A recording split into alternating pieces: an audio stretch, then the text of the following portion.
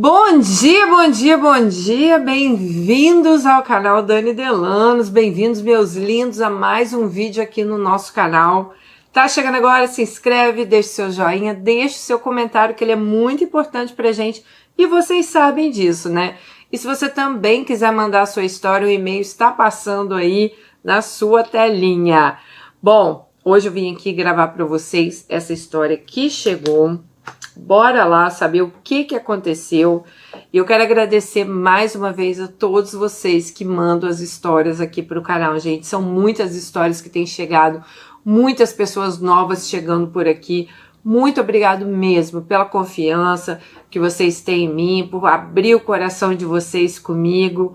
Olha, eu fico assim, sem palavras para expressar o meu sentimento por vocês. Muito obrigado mesmo, tá? De coração. Bom, vamos lá à nossa história de hoje. Oi, Dani, irmão da Dani. Hoje eu serei a Alice de vocês. Estou muito feliz em saber que você compartilhará a minha história. Eu sempre ouço as histórias das demais Alices e agora eu tive a coragem de escrever a minha. Os nomes já estão trocados. Alice, sentem, comece seus afazeres, porque a história é longa. Vou explicar o cenário dos meus pais para que vocês compreendam por que eram e como eram. Somos de uma cidade da Grande São Paulo. Minha mãe teve uma criação humilde. A mãe dela era copeira e faxineira. E é viva até hoje. Apesar de algumas limitações físicas, é muito ativa na medida do possível. Ela é a melhor avó do mundo. Meu avô, pai da minha mãe, foi um pai e marido difícil, mas um avô maravilhoso para mim e para o meu primo.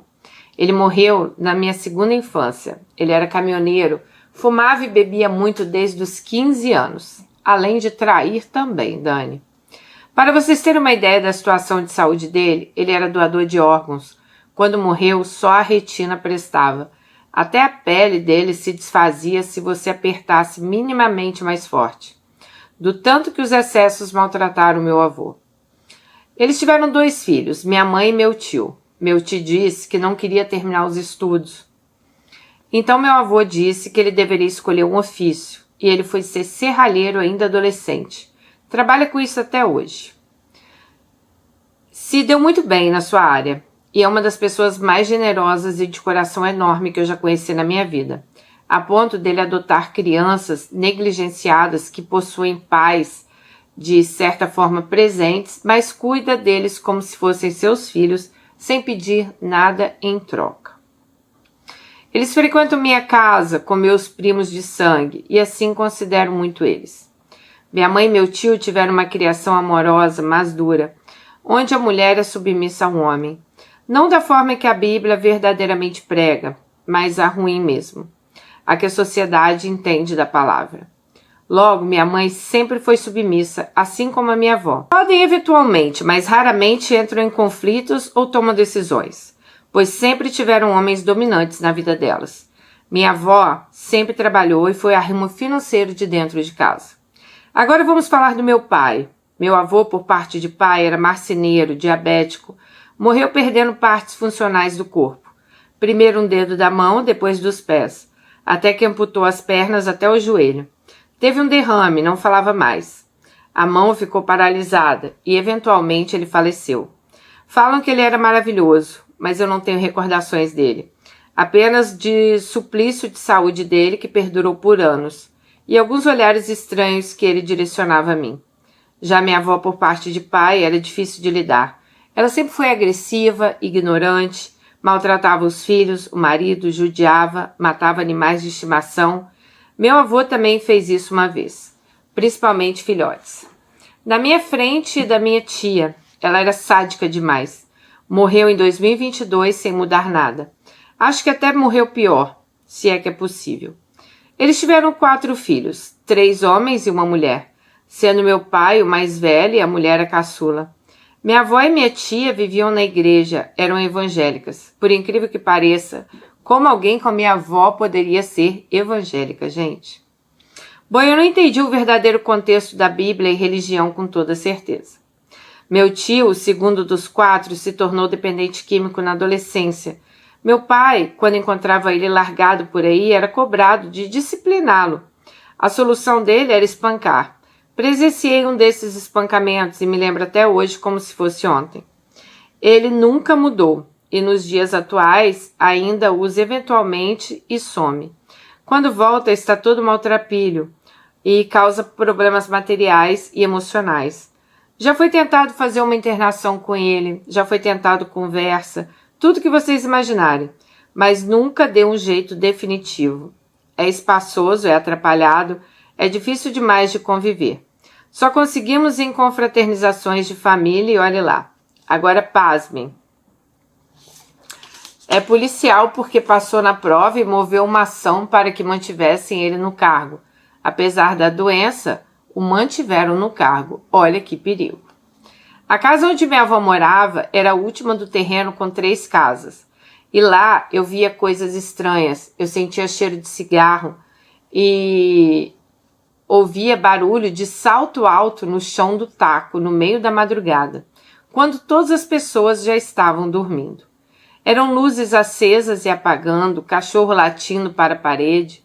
Hoje minha avó, a irmã e a avó materna moram na primeira casa de trás e da frente. E até hoje eu não piso lá.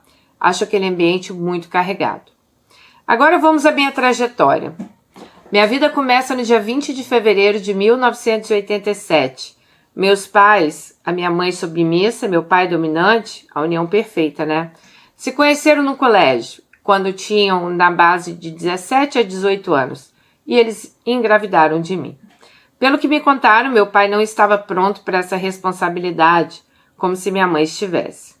E demorou a cair a ficha. Ele ia para bares, para festas, mesmo já morando obrigatoriamente com a minha mãe.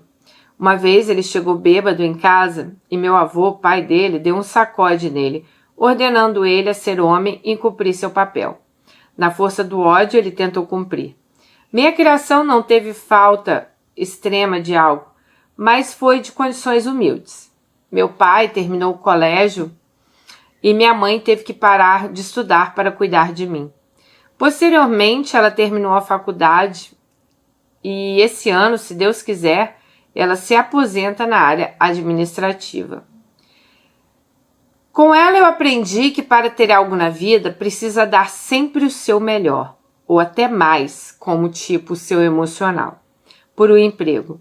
Você passar anos numa empresa tentando galgar seu espaço, além de ter total comprometimento, mas como ela, eu nunca conquistei nada de espetacular, apesar dos esforços constantes. Eu só pago boleto e nado contra a maré para ter minimamente as minhas coisas. Meu pai nessa época já a traía. Aliás, ele traiu minha mãe a vida toda, até praticamente seu último dia de vida. Ó, um spoiler aí, ela disse. Ele, por ser agressivo e dominador, não parava no emprego. E quando minha mãe teve a oportunidade de conseguir uma vaga garantida na USP, só fazer a prova, mas era tipo QI, quem indica, e a dela seria posta como primeira, ela disse, preferiu deixar meu pai ter a vaga, já que nunca conseguia ser arrimo da nossa família. Ela sempre ficava anos em empresas por ser uma ótima funcionária. E por muitas vezes minha mãe que sustentava a casa, igual a minha avó, mãe dela. Pra gente ver que as frutas não caem longe do pé. E agora, como funcionário público, meu pai conseguiria manter o emprego. Lá, ele, por ter seu temperamento explosivo, era amado e odiado ao mesmo tempo. Muita gente gostava dele, mas ele também arrumou muita confusão com os colegas de trabalho. Sentimento conflituoso esse, que compartilhei também a vida toda. Com o desenrolar da história, vocês vão entender por quê. Por muitos anos, acho que até uns 15, 16 anos, eu dormia no mesmo quarto que meus pais. Eles tinham relações e por vezes eu acordava. Isso quando não assistiam filmes pornô comigo lá. Na curiosidade, eu fingia que estava dormindo e às vezes assistia. Comecei a me tocar e me esfregar nos brinquedos. Um dia me pegaram na escolinha e meus pais, ao invés de conversarem, me deram uma bronca e me bateram. Se me recordo bem, quando eu tinha por volta de 8, 9 anos, meus pais começaram a ter uma vida mais estável economicamente. Então a gente começou a viajar. Nisso, meu tio paterno mais novo, o terceiro dos 4 filhos, que tinha por volta de 15 e 16 anos, começou a fazer mais parte da nossa vida, como se fosse um irmão mais velho para mim. Meu pai comprava uniforme, chuteira, levava para comer fora e viajar conosco. Ele provavelmente tinha suas curiosidades sexuais nessa idade, então algumas ele testou comigo. Me lembro de um dia estar sozinha em casa, eu tinha 12 anos. Algo que aconteceu muitas vezes, pois meus pais trabalhavam e me deixavam sozinha, ela disse. Ele então entrou, deitou comigo de lado e começou a se esfregar em mim. Colocou seu membro para fora entre as minhas pernas e esfregava ali até, chegar nos finalmente. Mas ele nunca me penetrou. Eu não sabia que aquilo ali era abuso, mas durou alguns anos. Por vezes, eu comecei a procurar ele para fazer essas coisas no quarto dele. Olhando para trás, eu vejo quão confuso foi para mim entender e me entender nessas questões mais para frente. Outro agravante foi que no início dos abusos, eu comecei a ganhar peso e não parou mais com o passar dos anos. Não só pelo abuso sexual do meu tio, como físicos e psicológicos do meu pai. Da minha mãe, eu só ouvia que ninguém nunca ia gostar de mim porque eu era gorda, estava ficando uma gorda, porca e relaxada. Meu pai era assim como a minha mãe também. Foram incontáveis as vezes que ele gritava de cuspir. Empurrava, era agressivo, com nós duas. Uma vez, já com mais de 20 e poucos anos, ele me perguntou por que eu criticava tanto ele como pai, se ele nem me estupia. Prestem bem atenção nisso. Tipo, o pai dela virou e falou assim: você fala que eu sou um péssimo pai, mas eu nunca nem abuso de você. Como se isso... Gente, isso é totalmente fora de questão, tá? Então, assim, nem sei por que ele falou isso pra ela. Dani, ele inclusive falava que ele tinha 2 mulheres em casa e não tinha obrigação de mais nada. Todo o dinheiro da minha mãe e o dele, ele gastava com ele, com as necessidades dele. Isso quando ele não fazia dívidas. Logo então paramos de viajar para ter uma vida familiar.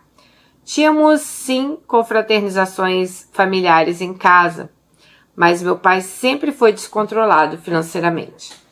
Então nunca conseguimos nada de grandioso na vida. Tanto que até hoje, minha mãe mora no terreno dos meus avós paternos. Ela nunca comprou um imóvel próprio, não dirigia por causa do terror psicológico que meu pai fazia nela, e qualquer coisa que fazíamos, ela tinha que pagar sozinha. Então, não fazíamos muita coisa. E mesmo quando sabia das traições, ele chorava e a minha mãe voltava. Então, ele traía, ela separava, ele chorava e eles voltavam. Um ciclo que a gente já conhece muito bem aqui no canal, né? Gente, a bagagem era muito pesada, eu não sabia lidar com aquilo. Então, meu refúgio, conforto, sempre foi a comida. E quando a gente é filha única, né, a gente passa por tudo isso, parece que você carrega aquele fardo ali, só você e você, né? Enfim, com ganho de peso veio também os problemas escolares. E nisso, espancamentos em cada reunião escolar. Tanto que eu sempre colocava vários moletons nos dias das reuniões, porque era certeza que eu apanharia violentamente. Eu nunca repeti, mas sempre fui uma aluna média, de C e de recuperação. Apesar de tudo que passava, eu considero que eu sempre fui uma criança muito inocente. Tanto que com 15, 16 anos, eu ainda brincava de boneca e demorei a amadurecer. Demorei para equiparar a idade com a maturidade. Os abusos. Jamais contei para meus pais e familiares sobre meu tio. Não contei e não contarei para minha família, porque eu vivo com meu tio hoje. Porque eu convivo, né?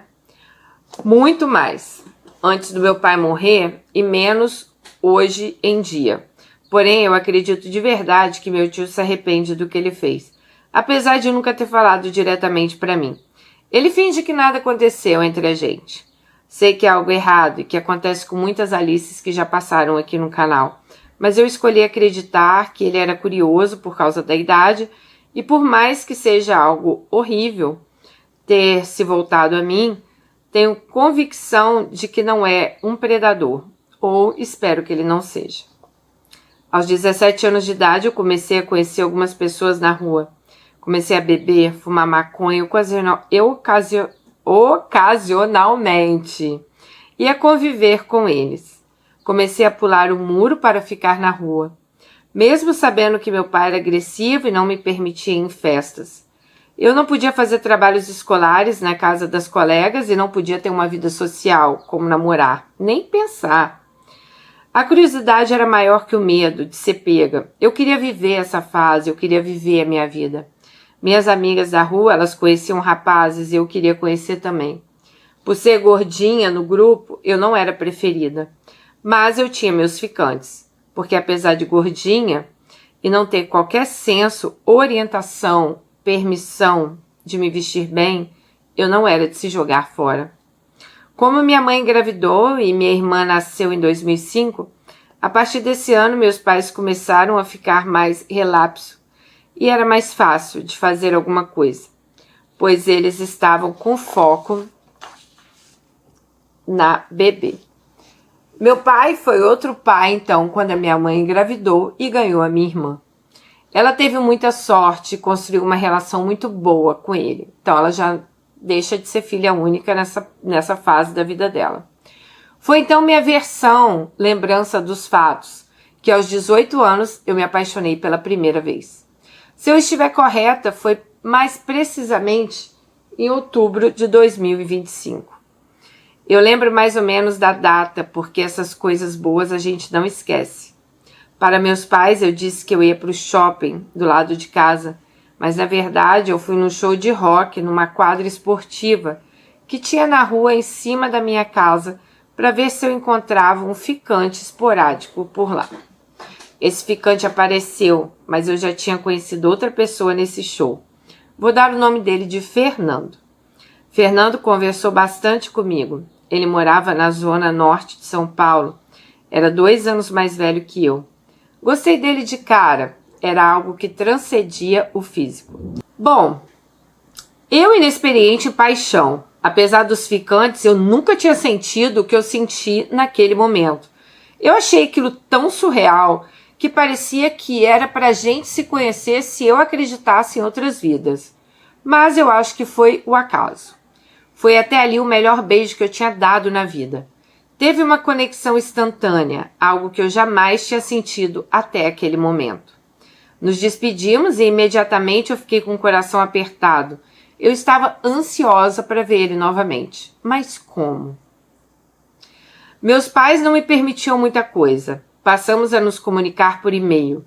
Eu ia na afinada escola de computação SOS, onde eu fazia curso de computação, para me comunicar com ele, pois não tinha internet em casa naquela época. Aliás, naquela época, gente, era internet discada. Também não era fácil ir até lá. Telefonar era cartão ou orelhão. Telefone fixo era caro. Eram horas de papos. A gente ouvia música juntos, tipo Charlie Brown Jr. E a vontade da gente estar junto foi aumentando a cada dia. Relendo aqui alguns e-mails que ainda tenho dele, por conta da nossa história, eu vi o quanto ele foi paciente comigo, maduro, e tentou fazer dar certo e ver no que ia dar. Já aquém do seu tempo, da idade, mas eu não facilitava para ele. Eu era emocionalmente infantil e não era muito clara, eu acho. Eu só tenho os e-mails que ele enviou e que eu os enviei, eu não tenho mais. Pelo que me recordo, eu tinha vergonha de contar algumas coisas, principalmente que meu pai era como ele era. E falar que eu não podia sair de casa, né? Ela tinha muita vergonha de falar essas coisas. Tanto que nos vimos 3 vezes em 1 ano e pouco, e foi muito. Todas essas vezes eu menti para os meus pais ou precisei de ajuda das minhas amigas, mesmo que elas não gostassem de rock, que era sempre o lugar escolhido. Nosso primeiro reencontro foi na Galeria do Rock por volta de dezembro de 2005. Minha amiga, ela é forrozeira, ficou rodando a galeria enquanto eu passava um tempo com ele. Demoramos para dar o beijo por minha causa. Dani, eu não sabia lidar com meus sentimentos. Engraçado, eu tinha um sentimento muito forte por ele, mas ao mesmo tempo eu era muito tímida. Eu sabia que ele não era como as outras pessoas, mas era algo novo e superficial para eu considerar sério. Eu queria muito que se tornasse algo sério, mas as condições ali não ajudavam. Era difícil querer estar com alguém. Por sua culpa, não poder, e tinha também a questão financeira. Eu não trabalhava, né? Como fazer coisas se eu precisava do financeiro? Foi então que em uma dessas puladas de muro, por volta de março de 2006, para ficar com meus amigos, muito chateada com a distância, discussão que tínhamos, ou falta de contato, principalmente físico, me deixei levar pelas cantadas de uma pessoa que de vez em quando ficava nesse meu grupo de amigos. Como estava difícil entender meus sentimentos, que eram fortes por Fernando, somado às minhas inseguranças, acabei bebendo e indo para o carro de uma pessoa. Porém me arrependi, mas já era tarde. Ele tinha usado alguma substância e mesmo pedindo para ele parar, dizendo que eu iria gritar se ele não parasse, vocês entenderam, né? Ele pegou ela à força, então... Ele disse que eu poderia gritar, que eu estava na rua da minha casa, que meu pai ia adorar saber que eu estava lá com ele. Então me calei e deixei que ele me tirasse a minha virgindade. Infelizmente, por irresponsabilidade e infantilidade, me deixei ser tratada como um lixo, um ser descartável. Foi o pior dia da minha vida. O físico só não doía mais que o emocional. Ali completei um ciclo de hábitos sexuais. Até hoje não sei porque não tive forças de pará-lo. Aliás, os dois, ele e meu tio. Hoje eu gostaria de ter perdido a virgindade com o Fernando, ou com alguém que tivesse o mínimo de cuidado. Mas não, deixei que isso acontecesse com qualquer um. Essa pessoa tentou, com o passar dos anos, me usar outras vezes. Achei que era porque gostava de mim, mas ele era somente um drogado, imbecil, narcisista. E a vida se encarregou dele. Hoje ele tem vários filhos, vive uma vida miserável. Ficou realmente feio devido ao uso de substâncias e ele é muito infeliz. Enfim, contei para Fernando. Mudei ainda mais com ele, porque senti que ele não acreditou que o cara me pegou à força. Ele ficou chateado. Eu não sei, percepção minha na época. Depois disso, ele e eu nos encontramos. Levamos amigos das duas partes no Ibirapuera. E foi a última vez, e uma última vez na Galeria do Rock. Nessa última, o clima esquentou bastante. Os e-mails mudaram, senti uma pressão por parte dele querendo transar comigo. Eu queria muito, mas eu estava destruída emocionalmente. Já era meio descompensada, mas o hábito piorou e não rolou nada sexual entre nós. Nesse 1 ano e pouquinho de muita conversa e pouca ação, mais da minha parte, eu nunca tive segurança em mim. Menos ainda depois de tudo que eu passei ou permiti que me fizessem passar.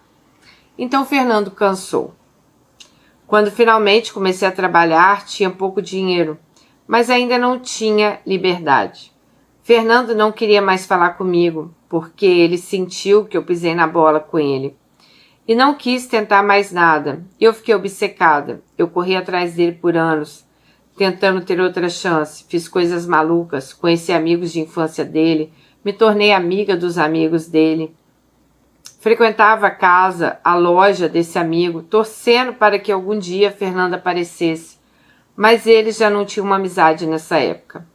Com isso eu fui vivendo, bebendo, ficando com pessoas, mas não me conectava com nenhuma delas. Eu mandava e-mails para Fernando de bobagens ou sobre mim, para ver se instigava a voltar e se comunicar comigo, na esperança que ele lesse e quisesse tentar de novo. Eu ia a shows de rock, curtia, chorava de emoção após as bebedeiras, porque eu queria muito Fernando de volta, mas ele estava irredutível. Tive muitos ficantes e alguns pedidos de namoro de 2006 a 2010. Então conheci uma pessoa que trabalhava comigo e a gente tinha em comum um gosto pelo livro e filme Crepúsculo.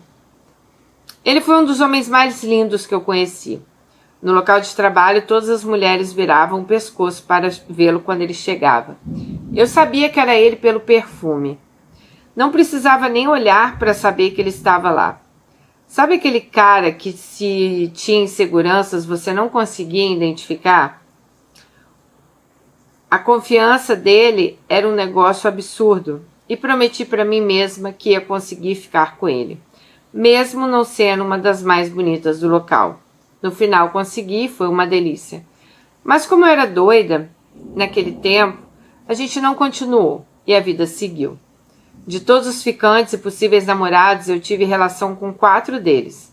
Um eu aceitei namorar, mas não apresentei a meus pais. Eu não sentia nada, eu só queria provar para o mundo que eu também podia ter alguém. Com 3 deles, as relações foram ruins. Me subjuguei para agradá-los, mas eu não tinha prazer algum. Psicologicamente, eu não conseguia ou me permitia, ou nem eles sabiam o que eles estavam fazendo. Além disso, tinha a questão física. Sempre fui muito insegura por estar acima do peso. Com o último, eu contei minha história e ele fez absolutamente de tudo e mais um pouco para eu me abrir. Inclusive, ele deu um papo reto no que me... Além disso, Dani, tinha questão física. Eu sempre fui muito insegura por eu estar acima do peso. Bom, o último cara que eu me envolvi, eu contei a minha história e ele contei absolutamente tudo para ele, né? Ele queria muito saber, ficou me perguntando detalhes. Então ele foi lá e conversou com um cara que tirou a virgindade dela, porque eles tinham amigos em comuns, tá? Falou pro cara não procurar ela mais, deixar ela em paz e deu uma dura no cara. Dani, ele me levava para jantar, me buscava, me levava na faculdade, eu tentava me soltar sexualmente falando, e não media esforços para me satisfazer ele. Antes dele mesmo se satisfazer, ele queria me ver satisfeita. Talvez por ele ser mais velho que eu, ele tinha 10 anos a mais. Ele tinha uma certa responsabilidade afetiva, ele tinha esse cuidado comigo. Eu serei eternamente grata ao mão da porra que ele foi na minha vida. Mas apesar dos esforços, até hoje eu tenho minhas dificuldades como intimidade sexual, mesmo com a ajuda dessa pessoa ou mesmo psicológica. Eu sinto que eu preciso me conectar emocionalmente para rolar sexo, e mesmo assim ainda tenho minhas neuras. Em novembro de 2010, no auge dos meus 23 anos, uma pessoa me chamou no meu antigo MSN. Ah, que saudade desses MSN, né, gente? Vou chamá-lo de Danilo. Ele tinha visto meu contato no Par Perfeito, perfil que minha tia tinha feito para mim. Passamos horas conversando e no dia seguinte marcamos de nos encontrar. Ele morava desde 2008 na mesma cidade que eu, mas sem a ajuda da internet a gente nunca tinha se visto. Então, depois de 24 horas conversando, nos encontramos na pracinha da nossa cidade. Conversamos e ficamos, e ele me pediu em namoro. Ele é da igreja e se sentiu compelido a isso. Nunca se envolveu por envolver com ninguém. Era sempre pensando em namorar para casar. Eu aceitei. Pediu para me levar para casa de carro, mas eu não aceitei. Primeiro por medo dessa parte sexual, né? Vai que ele era um pervertido que só pediu em namoro para eu cair nas graças dele. E fiquei com medo dele forçar algo comigo. Depois, porque meu pai poderia ver, eu ainda mentia para poder sair de casa. Meu pai já me dava mais liberdade, mas mesmo assim, eu tinha que chegar em casa às 22 horas. Fomos nos envolvendo e pela segunda vez eu me apaixonei. Ele tinha 19 para 20 anos. Ele nunca tinha namorado por mais de 2 meses. Era inexperiente e fomos juntos seguindo de forma saudável.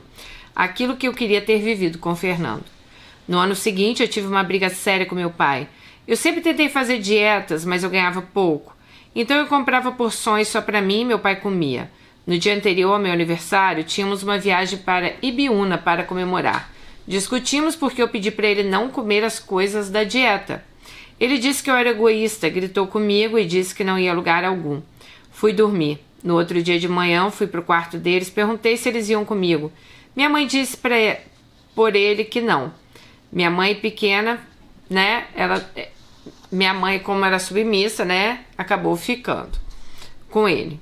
Então, Dani, eu fui com meus tios e com o Danilo. Quando voltei, ele estava irado por não ter me rendido às birras dele. Bom, aí como ela foi, o pai dela ficou irado, tipo, a palavra dele naquela casa era a palavra final, então ele não aceitava que ninguém passasse por cima da palavra dele. Então ele ficou muita raiva dela. Quando ela voltou, o que ele fez? Ele partiu pra cima dela pra dar uma surra nela, né? E ele veio me bater, tá? Aí o que ela fez? Quando o pai vai bater, ela acaba entregando para a mãe todas as traições do pai dela. Ela começa a falar: você vai me bater? Sua mulher sabe que você trai ela? Então minha mãe vai saber agora quem você é de verdade. Bom, Dani, eu disse tudo na frente ali da minha mãe, tá? Falei que ele não tinha moral pra nada, que ele não tinha moral pra falar de ninguém, mas ele continuou me espancando. Me deu vários murros na cabeça, chutes, me empurrou contra o armário de vidro da cozinha, me cortou. Isso, gente, na frente da minha irmã, que tinha 6 anos de idade, da minha tia e do meu tio, irmão dele, o mesmo que tinha de mim na infância. Eles estavam do lado de fora da casa. Entraram, tentaram apartar a briga, pois a porta estava trancada. Danilo, meu namorado, ficou horrorizado. Ele estava na rua, trancado pelo lado de fora de um portão. Estava aguardando, pois ele achou que meu pai poderia brigar comigo. Ele nunca tinha nem levado uma surra sequer dos pais dele.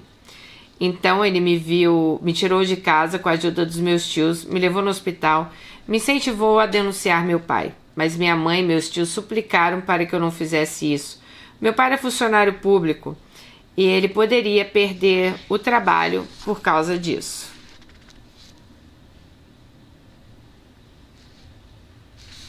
Bom, no outro dia eu fui em casa, busquei minhas coisas e fui morar na casa dos pais de Danilo, tá? Dos sogros. Fiquei 9 meses lá sem ver meus pais e minha irmã. No Natal do mesmo ano, nos vimos na casa do meu tio do abuso. Nos abraçamos e nos perdoamos, mas não voltei a morar com eles.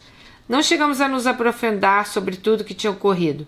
Preferimos fingir que não havia acontecido nada. Meu pai, quando ele amava muito, mas quando ele explodia, ele era irracional. Ele era de esquerda, roxo, era corintiano, bebia muito. E quando qualquer pessoa pisava no calo dele, ele respondia com violência, não justificando. Mas ele não teve uma vida fácil, então ao invés de fazer o oposto que ele viveu, ele acabou reproduzindo tudo que ele viveu dentro de casa, comigo e com a minha mãe. Isso, a paixão por Danilo foi para o amor. E esse ano a gente completa 14 anos juntos. Não foi fácil, tivemos muitas dificuldades, amadurecimentos forçados. De tempos em tempos a gente tinha crises. Uma delas foi em 2013. Eu não facilitava para minha sogra e ela não facilitava para mim. Enquanto ele e eu estávamos nos estruturando financeiramente para ter algo, era difícil conciliar a relação com a mãe dele. A mulher dele e eu, né, a mulher dele, a gente vivia em pé de guerra. Ele tinha 22 e eu 26. A diferença de idade, criação, religião, visão das coisas nos balançava. Mesmo assim, ele me pediu em noivado e eu aceitei. Descobri que ele conversava com outras pessoas. Até onde eu sei, não passou disso. Terminamos e voltamos. E eu não confiava mais nele.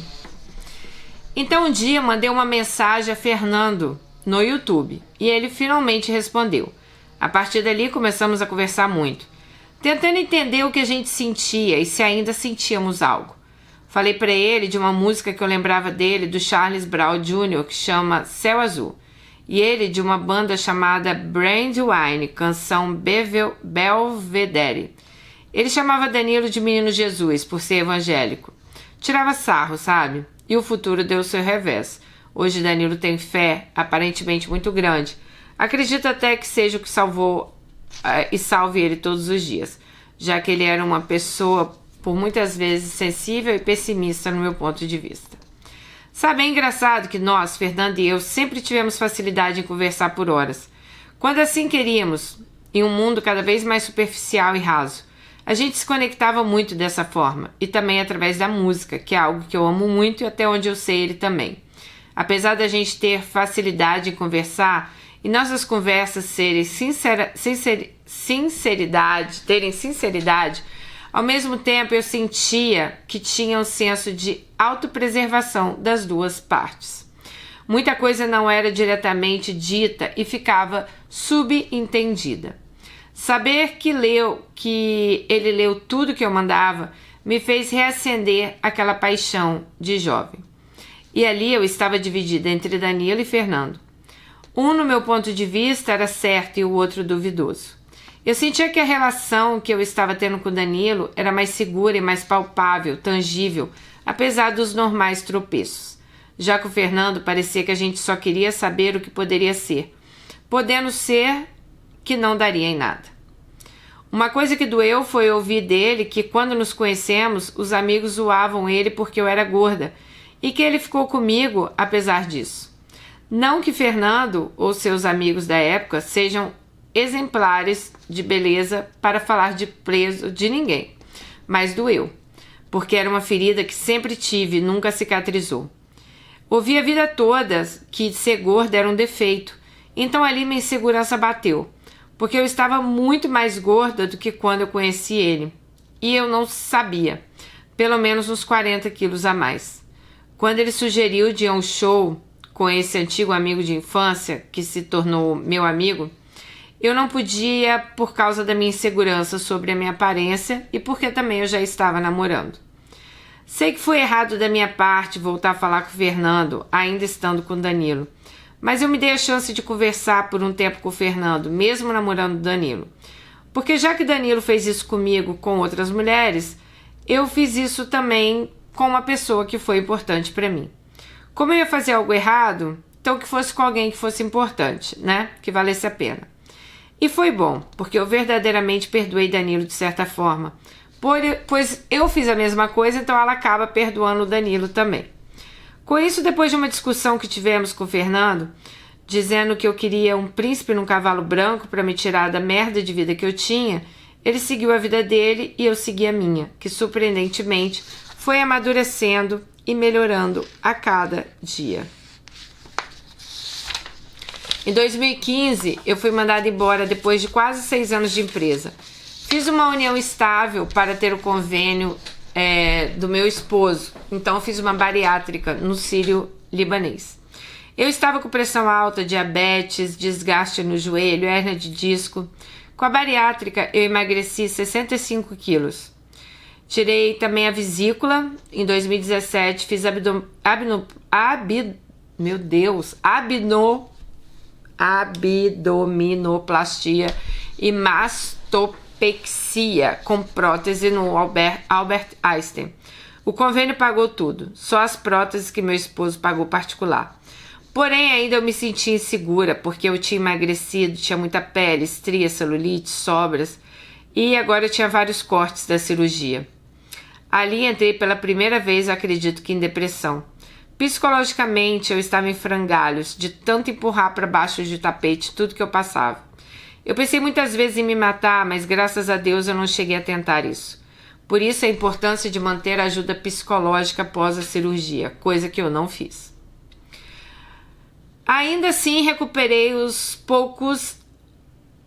poucos a minha autoestima e aquilo eu me incentivava todos os dias a melhorar. Meu esposo sempre me achou gostosa, tanto antes como agora. Ele não tinha por que me cobrar tanto. Ele foi uma peça fundamental usada por Deus para eu passar essas atribulações. Em certo ponto, já estava numa fase de muita estabilidade física e emocional. Minha aparência no meu relacionamento me trazia paz, confiança, aceitação, incentivo, amor, amadurecimento, persistência. No início de 2019, eu consegui um emprego em um grande banco, algo que eu achei que seria impossível. No auge dos meus 31 para 32 anos, ele também conseguiu um cargo de confiança em outro banco. Então, no final de 2019, a gente comprou um imóvel na planta e quitamos nosso carro. A vida não poderia estar mais próspera. Em 2020, teve a pandemia. Meu pai e eu, nos últimos 2 anos, tivemos as melhores relações que a gente podia ter. Ele me dava amor e eu recebia. E eu dava e ele recebia, né? Então a gente se perdoou. Em dia 2 de novembro de 2020, nos encontramos para almoçar. Algo que a gente fazia sempre. Nos abraçamos, forte na despedida.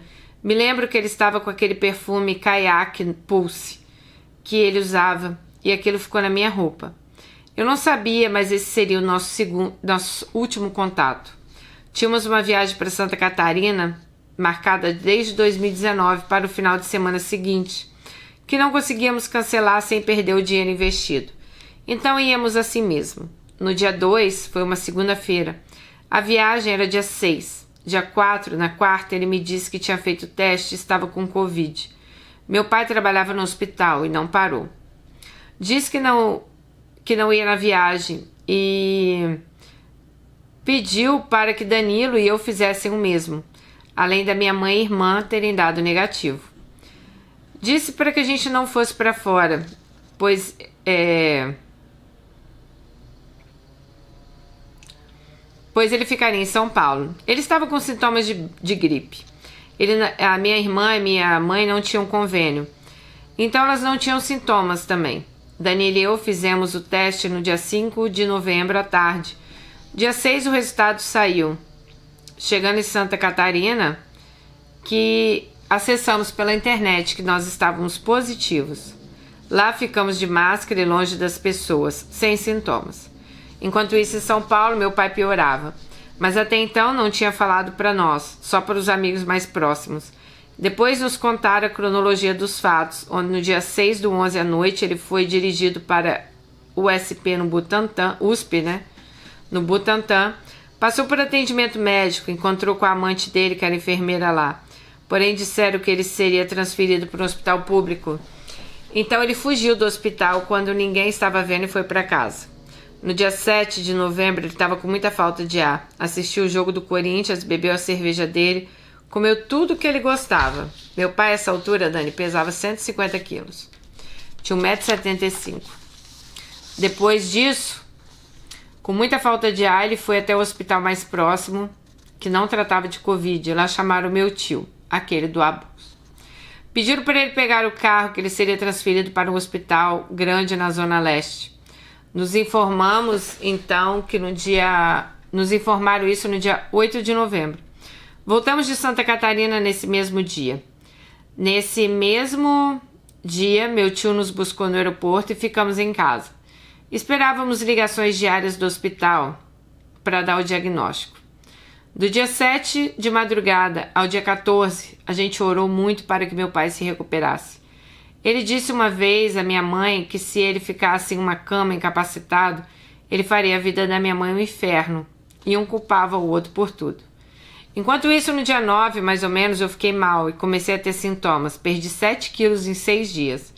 Eu não conseguia comer, eu não conseguia gostar de nada, tive muita falta de ar. Não tinha força nem para tomar banho. Minha oxigenação caiu muito, meu cabelo caiu. Mas eu sentia que se eu fosse para o hospital e fosse entubada, naquela época eles faziam isso, eu não sobreviveria para saber do meu pai. Então eu nem fui. Meu esposo, minha mãe e minha irmã tiveram sintomas leves. No hospital, meu pai estava entubado, fizeram pronagem, os órgãos começaram a parar, no dia 14.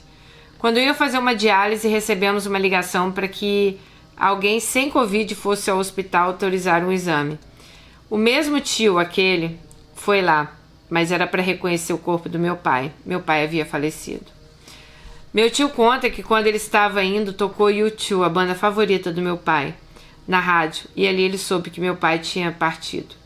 No fundo eu também sabia. Essa desculpa de alguém assinar para exame não colava. Tanto que fui para casa da minha mãe, porque todos estávamos com Covid, mas fui dar suporte a ela. Ali foi muito difícil, porque eu tive que ser arrimo para ela e para minha irmã, para elas não desmoronarem. Quando fomos enterrá-lo, meu pai estava com mais de 200 quilos, gente, de tanto medicamento que ele tinha tomado. Ele tinha 1,75 m e ele estava muito inchado. Contratamos um serviço funerário para obeso, um caixão para isso. Não tinha saco mortuário para alguém do tamanho do meu pai. Então enrolaram ele em várias camadas de plástico e colocaram num caixão. Eu odeio o cemitério, não faço questão nenhuma de ir lá. Acredito em cremação, mas fui para dar suporte à minha mãe e minha irmã. Lá, quando iam descer o caixão abriu. O corpo caiu dentro da cova e teve que ser escavado nas laterais porque não cabia o caixão dele. Não queriam mexer no corpo por causa do Covid, então jogaram o caixão em cima e enterraram.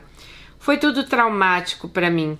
Passei o ano de 2020 e 2021, entrei em depressão pela segunda vez, e se Deus quiser a última. E funcionei no automático. Ganhei pela primeira vez uma premiação no banco que eu trabalhava, que eu tanto almejei, mas nem sei como eu consegui, apenas existia nesse período. Quando meu pai estava internado, a gente se mudou para o apartamento que havia sido entregue, que a gente tinha comprado na planta, né? Fizemos quarentena lá, para não afetar meus sogros. Mas eu não participei de nada na decoração, meu esposo fez tudo, sendo mais uma vez um companheirão.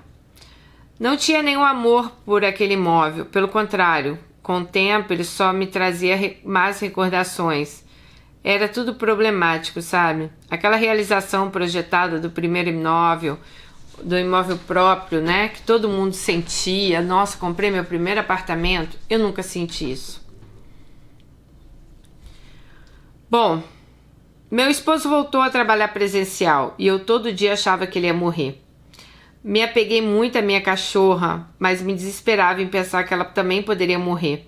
Até hoje a maioria das coisas que eu faço, ela precisa estar inclusa. Eu passei pelo psicólogo, num psiquiatra, fiz tratamento. Nesse tempo engordei 20 quilos dos 65 que eu já tinha perdido. Agora estou aqui, lutando para emagrecer novamente. Em 2021 me casei no civil, dia 13 de novembro. Levei 2 balões em homenagem a meu pai na entrada da cerimônia com alguns dizeres e tocou uma versão acústica da música Beautiful Day do U2. Minha mãe entrou comigo e minha cachorra levou as alianças. Fizemos na casa e chácara da minha tia, irmã dele, o casamento. No dia 14 do 11, que é a data de falecimento do meu pai, e dia 15 do 11, continuo considerando a data do relacionamento com meu esposo. Não a do casamento civil, mas a que a gente se conheceu. Viajamos para Gramado, Canela, na lua de mel antecipada. Me batizei na Igreja Batista e atuamos sempre que possível em nosso pequeno grupo. Meu esposo, ele é líder e estava no grupo Vocacionados. Em 2022, depois de ter nosso visto americano negado por falta de vínculos, fomos em outubro para a Europa e conhecemos Londres, Paris, inclusive a Disney, que era o sonho do meu pai. Fui também para Roma, me apaixonei por Londres. Em novembro, decidimos voltar para a casa da minha sogra e vendemos nosso apartamento. Em agosto de 2023, nos mudamos para o Canadá, com ele vindo estudar na área de TI e eu trabalhando. Depois de tudo certo, né? Depois que deu tudo certo. Considero esse projeto além de um sonho de criança, que devido à insegurança sempre achou um sonho distante, quase impossível. Está sendo um investimento, quanto mais línguas a gente aprende, melhor. Então eu estudo muito, mais portas se abrem no mundo. Isso é indiscutível. Além de, claro, né, a gente quer dar uma vida melhor para nossos futuros filhos. Resumidamente, aprendemos que a vida é muito curta para deixar para depois. Assim que eu me sentir segura, eu quero ter 1 ou 2 filhos. Tenho 37 anos, mas tenho fé que se estiver nos planos de Deus, Ele vai me dar a bênção de ser mãe, independente da idade. Será 2 bebês, crianças e adultos lindos, saudáveis e responsáveis, pois eu os protegerei e educarei com toda a minha força e amor. Quanto a Fernando, até onde eu sei, ele também se casou, mora hoje no Rio Grande... Não, no Rio Grande, não tô doida, gente. Na América do Norte, né? Teve um filho, torço demais por ele, mais do que ele imagina. Ele foi uma parte muito grande e significante na minha vida, independente da relevância que ele dê para o que a gente teve. Chegamos a conversar sobre o Canadá uma vez, mas não passou disso. Ela falou que uma vez ela viu o Fernando no LinkedIn, aquele site que é para profissionais, e eles chegaram a conversar sobre o Canadá, mas ele também não deu muito assunto para ela. Já aquele que foi um homão da porra na parte sexual e também um homem bonito, que todas as meninas torciam o pescoço no trabalho, aquele que eu tive, também tentou contato comigo recentemente. Primeiro, eu nunca tive qualquer sentimento por ele, apesar de muito grata a ele por tudo que trouxe de bom para mim e as minhas superações. Segundo, né, se diz apaixonada até hoje. Mas, gente, tá na esfera como o Fernando, né? É tudo muito lindo dentro da nossa cabeça, mas trazer esses amores do passado pro dia a dia é aí que pega a coisa. É isso, Dani. Obrigada pela oportunidade. Enquanto eu escrevia, eu imaginava você narrando a minha história. Alices e Romeus. Eu adorei essa parte que ela deixou esse recado para vocês. Não percam as oportunidades únicas na vida de vocês. Não permitam que coisas ruins, pelo que vocês passaram, definam o futuro. E, acima de tudo,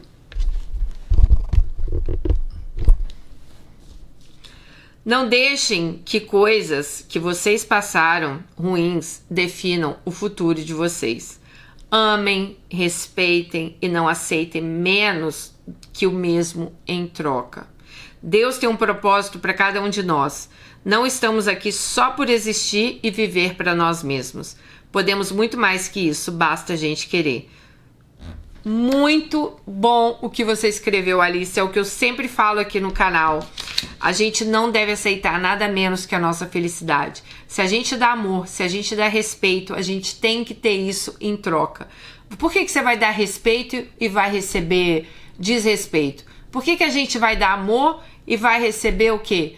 Né? Desamor. Vai receber ignorância. Né? Então eu acho que a gente tem que sim. A gente tem que ter consciência do que nós queremos para a nossa vida. Se você está dando mais do que você recebe, essa relação sua está errada, meu querido. Bom, é muito triste saber, Alice, que você perde a sua virginidade por causa de um estupro.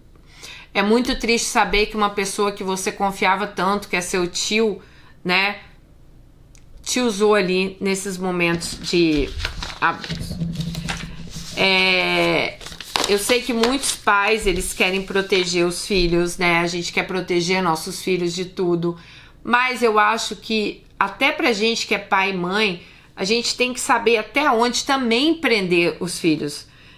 Eu não sou a favor de soltar filho no mundo não, tá? Eu acho que filho meu, ele anda assim, ali nas minhas rédeas. Mas também, não, eu acho que não é batendo, não é você proibindo de sair, de fazer trabalho em grupo com as amigas, né? Você tem que, hoje em dia, você tem que, seu filho tem que entender o que é o mundo e você tem que prepará-lo para esse mundo. Você colocando ele dentro de uma bolha não vai funcionar e você soltando ele para o mundo também de uma vez só não vai funcionar. Então acho que hoje os pais têm que ter muito discernimento assim para saber, né, até onde ali você pode soltar, até onde ali você tem que segurar as rédeas ali dos filhos de vocês. Bom, Alice, a sua história eu amei, né? São muitos acontecimentos. Fico feliz de você ter feito as pazes com seu pai, apesar ali de tudo que aconteceu, né? Das surras, eu não sei, eu não consigo acreditar, gente, que um pai que bate, que um pai que espanca, como o pai da Alice espancou ela, ele possa entender isso como uma forma de amor. Mas quem sou eu, né? Eu não tô dentro da cabeça dessas pessoas, né? Eu sempre falo, cara, o meu pai, ele foi assim, o melhor pai do mundo. Ele sempre, comigo, com meu irmão, ele sempre foi muito de conversar, ele sempre foi muito de apoiar. Eu não lembro na minha vida de ter levado um tapa do meu pai. E nem por isso eu me tornei alguém que, meu pai tem que dar um tapa para corrigir. Eu também não sou daquelas que acham assim, que não tem, sabe? Eu acho que a gente tem que corrigir sim. Não acho que é espancando uma criança também que isso vai acontecer. Então eu sou mais da conversa, eu sou mais, sei lá, até às vezes, né, um tapinha na boca, falou um palavrão, não fala mais isso, não sei. Mas eu acho que as coisas têm que ser meio na metáfora ali, sabe? Não é pra você, espancar a criança, não é pra você ir lá arrancar os dentes dela, vocês estão entendendo? Então eu acho que as coisas têm que ser mais conversadas, sim. Pelo menos foi essa criação que eu tive dentro da minha casa, e eu acho que essa criação que eu levei para os meus filhos deu certo comigo, deu certo com meu irmão, deu certo com meus filhos, Pretendo que seja assim que meus filhos tratem os filhos deles também. Bom, que bom que hoje você tá feliz. Tenho certeza que você vai ser mãe, que você vai ter filhos, que você vai ser uma ótima mãe. Espero que você seja muito feliz aí, você e Danilo, né? Onde quer que vocês estejam, no Canadá, Estados Unidos, Europa, onde quer que vocês estejam, que vocês sejam muito felizes. Obrigada por mandar sua história pra gente. Um beijo e até o próximo. Tchau.